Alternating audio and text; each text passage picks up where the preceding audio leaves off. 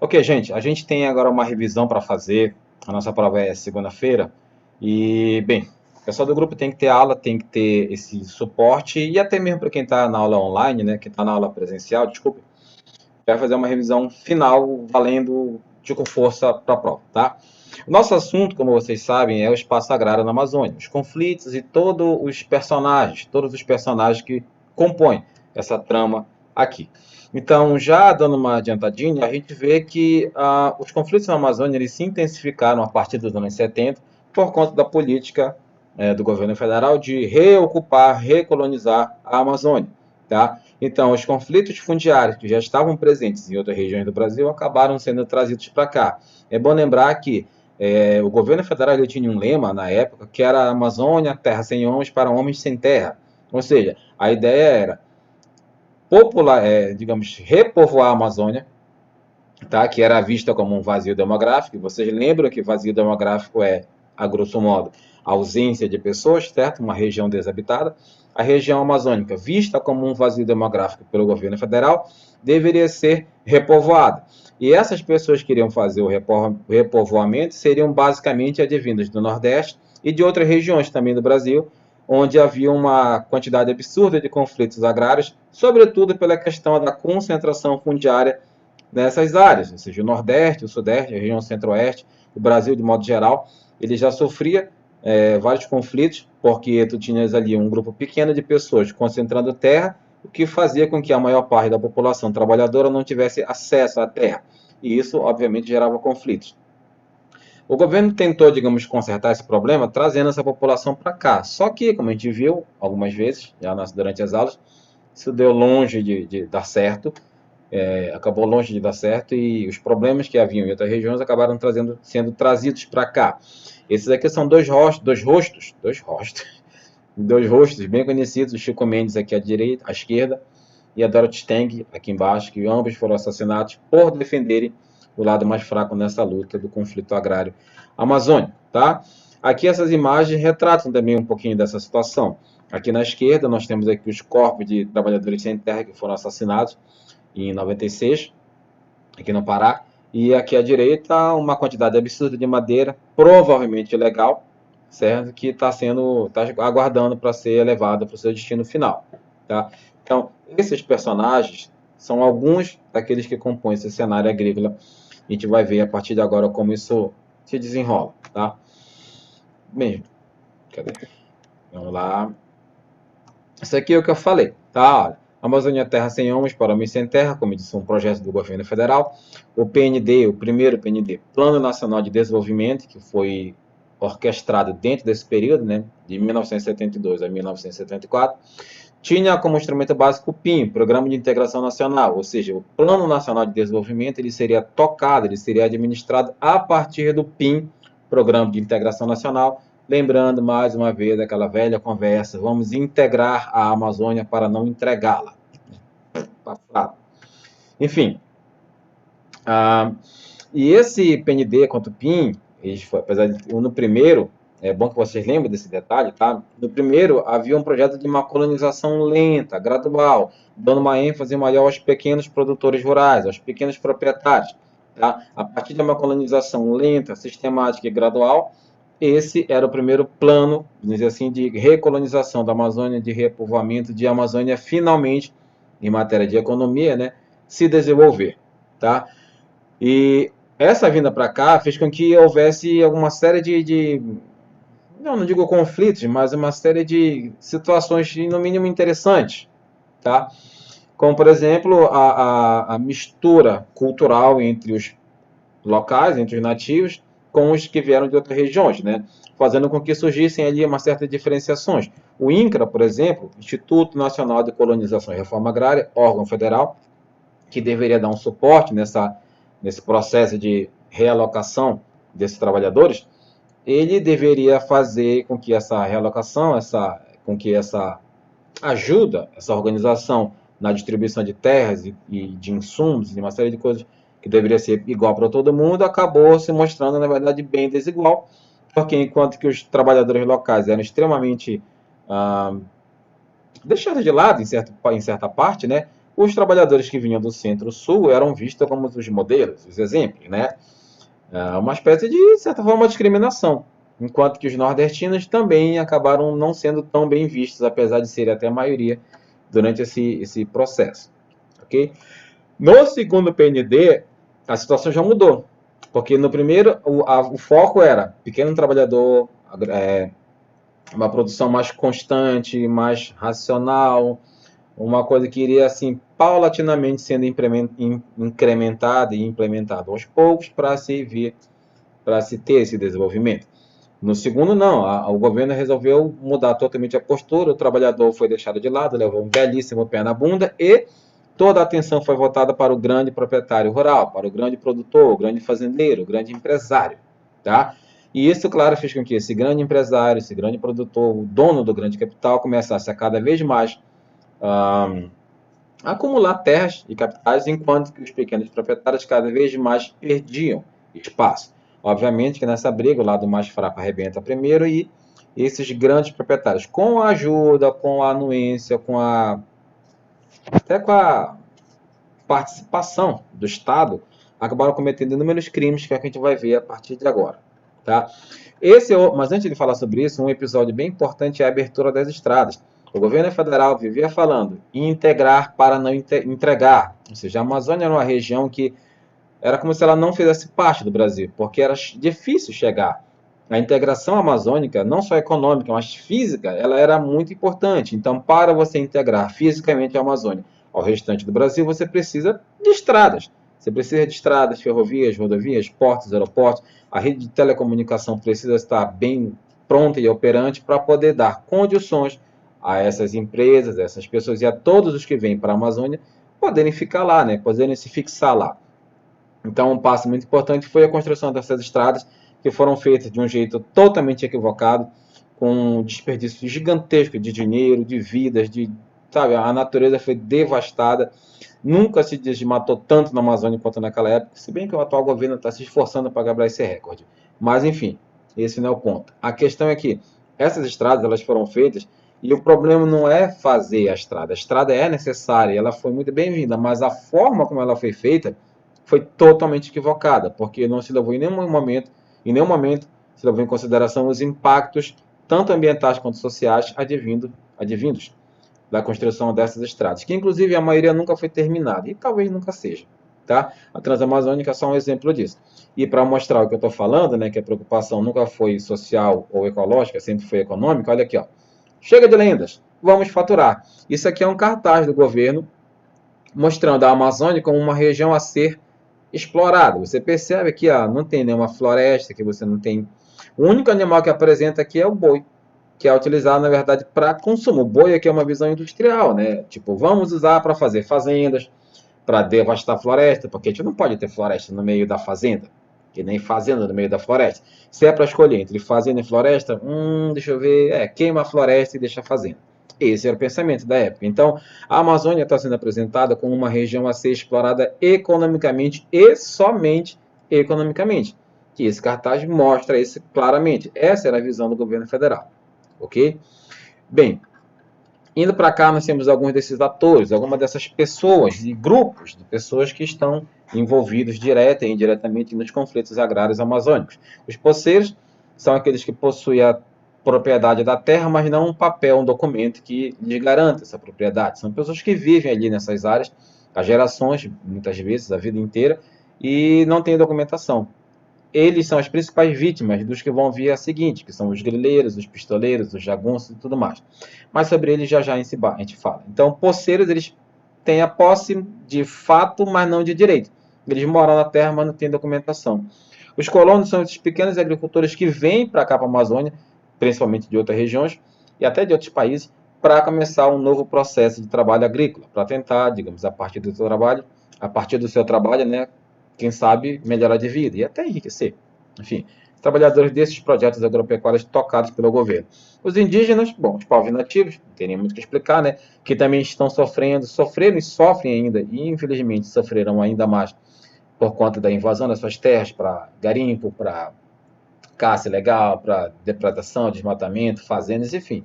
Tá? E são muito desrespeitados. Os grileiros, que são aqui alguns dos vilões, né? Os grileiros são falsificadores de documentos. Eles conseguem retirar as terras dos poceiros e dos colonos e dos indígenas e de todo mundo com base em documentos falsos.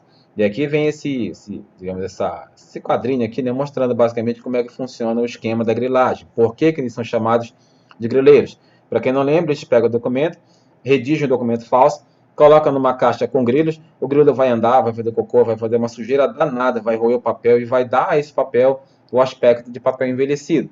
É claro que no documento vai estar uma data bem antiga também. Junto desse documento envelhecido, esse documento falso, o grileiro ele acaba mostrando para o poceiro que não tem documento, que a terra pertence a ele. Esse grileiro normalmente ele tem apoio do governo, da polícia, de uma série de outros órgãos estaduais, federais, e consegue, na base da enganação e muitas vezes da força, da intimidação e da violência, retirar a terra da mão do poceiro. Tá? Os empresários, no caso, eles são hoje muito frequentes aqui na Amazônia, os empresários de grandes empresas agroindustriais, certo? Que utilizam essas terras para, digamos, projetos econômicos que, como eu disse, não tem nenhuma preocupação social, apenas em ganhar dinheiro. Os jagunços são os pistoleiros não, são os capangas, os guarda-costas desses criminosos, ok? Os empreiteiros são pessoas que trabalham, que contratam, digamos, trabalhadores para trabalharem muitas vezes como escravos, ok? No caso, são chamados também de gatos ou intermediários.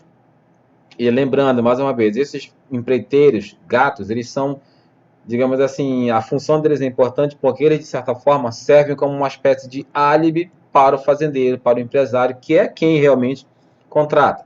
Funciona assim, o empresário aqui, ele precisa contratar trabalhadores para trabalharem como escravos, só que se ele fizer isso diretamente, ele pode ser condenado criminalmente, já que, vamos lembrar, é crime. O que é que ele faz? Ele contrata um gato que vai contratar essas pessoas, ou seja, é a terceirização, ok? A partir daí, se por acaso deu problema, a polícia chegou, prendeu, viu que tem prática criminosa de trabalho escravo ali, para o fazendeiro ele vai dizer, o quê?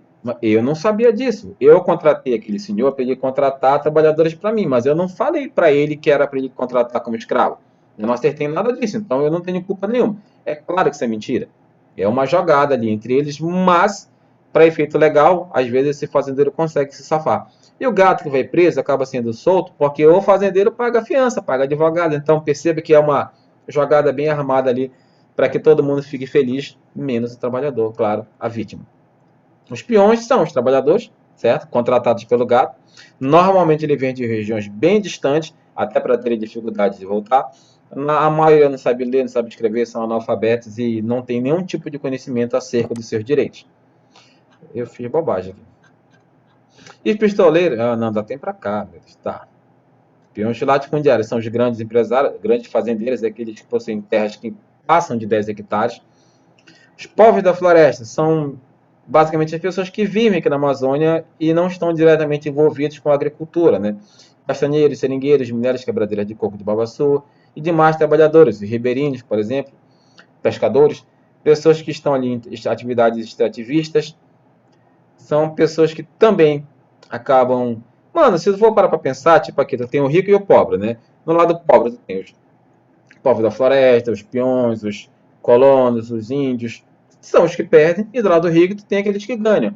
Os fazendeiros, os empresários, os latifundiários, sabe? Essa galera que tem uma proteção do Estado, até porque muitos deles estão no Estado, e quando eu digo Estado, eu falo com E maiúsculo, né, no governo, e justamente estão ali fazendo algo que vai beneficiá-las, ao invés de fazer cumprir com a sua obrigação, que é beneficiar a população de modo geral. E os pistoleiros são aqueles que vão fazer o serviço sujo, vão matar. Chico Mendes, a Dorothy Stein, que eu mostrei no início desse vídeo, foram mortos por pistoleiros. Essas aqui são charges que mostram um pouquinho dessa ideia, né? Tipo, filma daqui para baixo que a minha imagem não fica boa, para cima, ou melhor, daqui para baixo minha imagem não fica boa, né? Filma só daqui para cima, porque ele tá... É uma charge mais morte, que ele tá nem aí para o trabalhador rural. E, bem, são desenhos, mas bem... que expressam de forma bem real.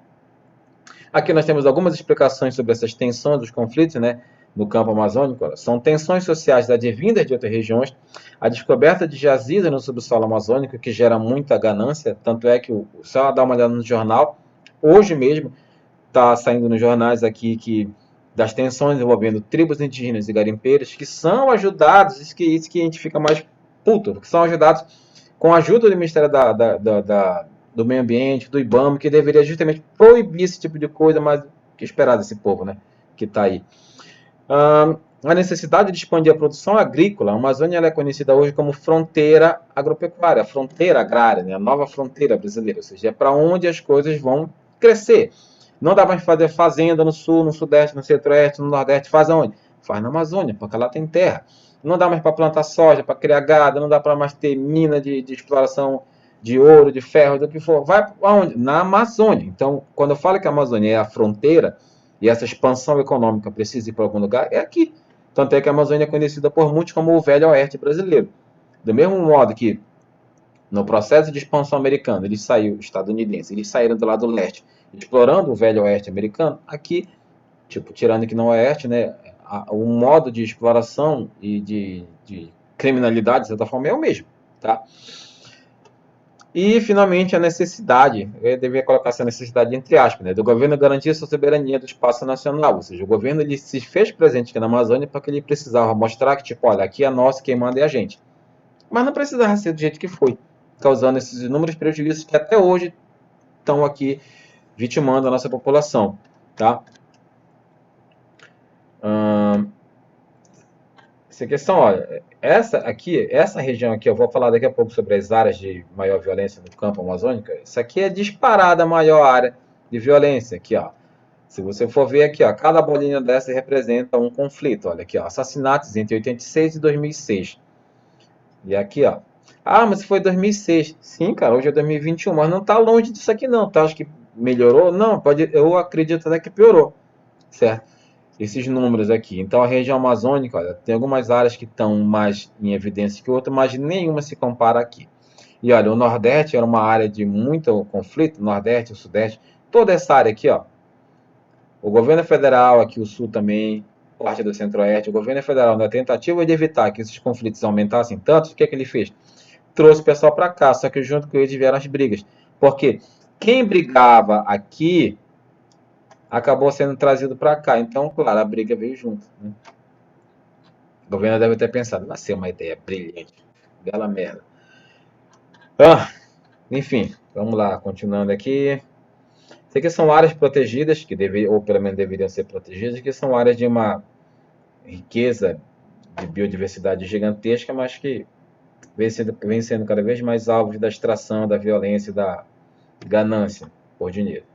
Morte no campo, olha, menos de 10% dos casos de assassinato foram julgados.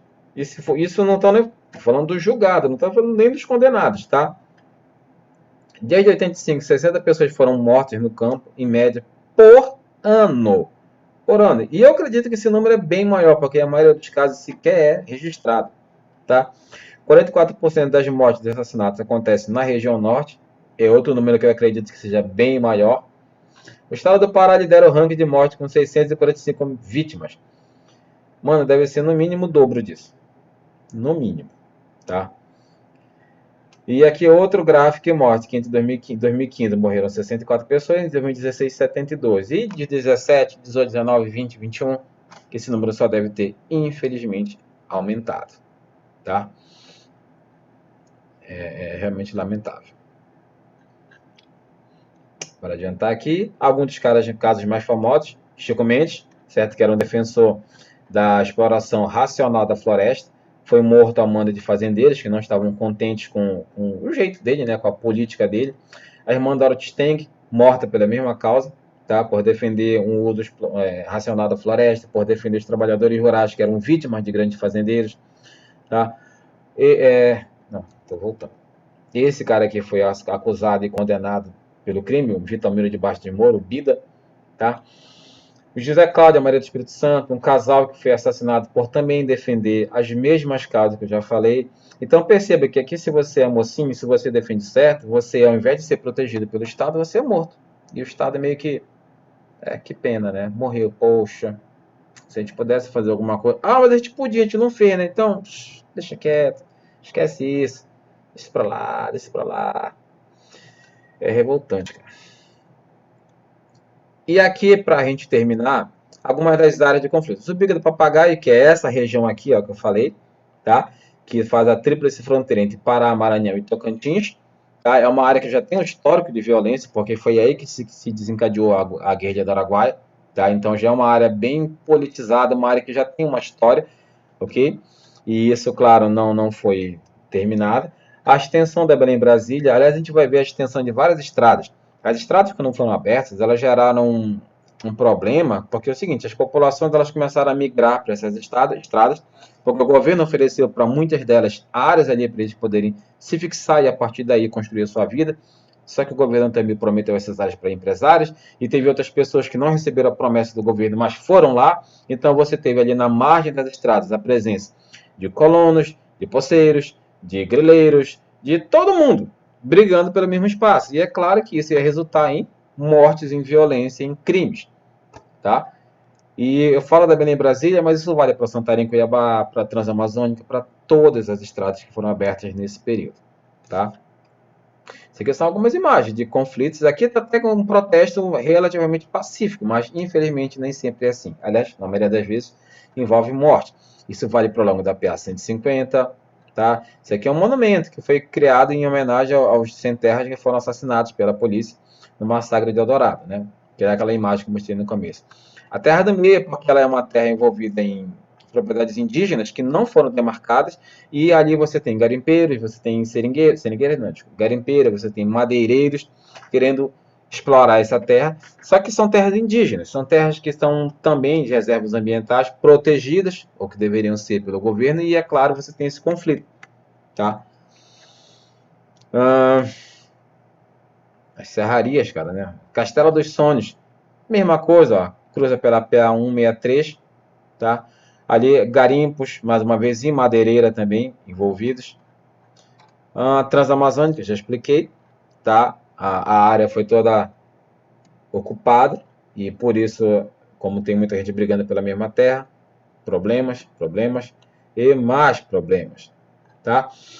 Para finalizar, gente, a gente tem aqui ó, duas formas de desenvolvimento na Amazônia que poderiam ser feitas. A primeira é a que a gente está vendo já, né? Que envolve derrubar a floresta, terminar a fauna, acabar com indígenas, expulsar porceiros, ou seja, cometer crimes sem fim, tudo em nome do progresso. Progresso, claro, estou sendo irônico, tudo em nome da ganância. Essa é a que está sendo feita há algum tempo já. A que poderia e deveria ser feita é aquela que envolve um uso mais racional, sustentável da região. A região não é que ela não possa ser explorada economicamente, ela pode e deve, já que isso de fato vai trazer desenvolvimento para a Amazônia. Mas essa exploração ela tem que ser feita de forma racional e sustentável, ok? Porque assim você garante que essa exploração comercial e econômica ela dure por muitos anos. Da maneira que é feito, daqui a pouco acaba a madeira, acaba a minério, acaba a vida, acaba tudo. Porque está sendo, tipo, feita a toque de vamos, parece que o mundo está acabando. E está acabando mesmo, e por culpa dessas pessoas. Então, assim, nós temos esses dois modelos, tá? Infelizmente, o primeiro modelo é o que está sendo feito e cabe a todos nós fazer com que o segundo modelo seja o que prevaleça, ok? Bem, gente, sobre a nossa prova, eu vou gravar depois um vídeo mostrando as questões da prova para vocês, certo? E também tratando de alguns detalhes que só vai dar para falar no dia da prova. Então, esse vídeo sobre a prova eu vou jogar no dia da prova no grupo e vocês, por favor, assistam, tá bom? E eu vou estar na sala de aula também, qualquer coisa é só chamar, tá bom? Beijinho e até depois.